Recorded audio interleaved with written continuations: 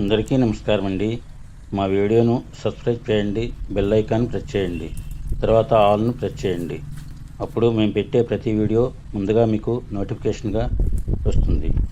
ఇంకా వీడియోలోకి వస్తే, మామిడి తోట వ్యవసాయంలో పెట్టుబడులు తగ్గించడానికి మేము పాటించిన విధానాలు ఈ విధంగా ఉన్నాయి. ఎవరిని ఇలాగే చేయాలని అయితే మేము చెప్పట్లేదండి. మాకు సొంత ట్రాక్టర్ ఉంది.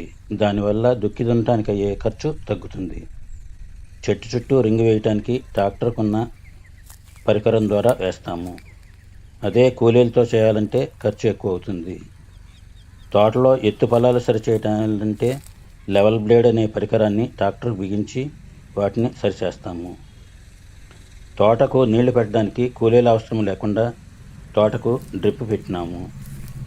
దానివల్ల ప్రతి చెట్టుకు సరిపడా నీరు అందుతుంది. నీరు వృధా అవట్లేదు.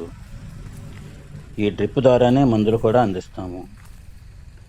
మామిడి పూత సమయంలో ప్రతి 10 రోజులకు ఒకసారి మా సొంత ట్రాక్టర్తో వేప నూనెను స్ప్రే చేస్తాము.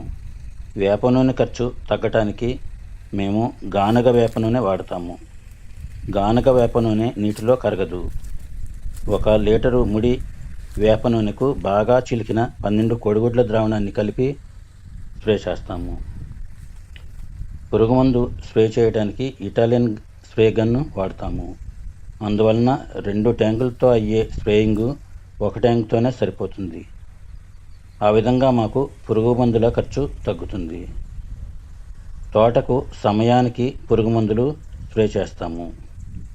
పంటను కాపాడుకోవటం కోసం తప్పని పరిస్థితుల్లోనే ఈ పురుగు మందులు స్ప్రే చేయాల్సి వస్తుంది. ఈ విషయం మామిడి రైతులందరికీ తెలుసు.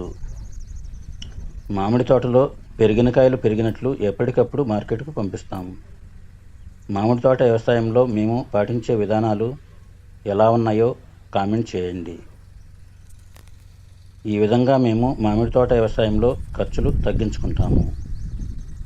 మా వీడియో నచ్చితే లైక్ చేయండి, షేర్ చేయండి. All the best.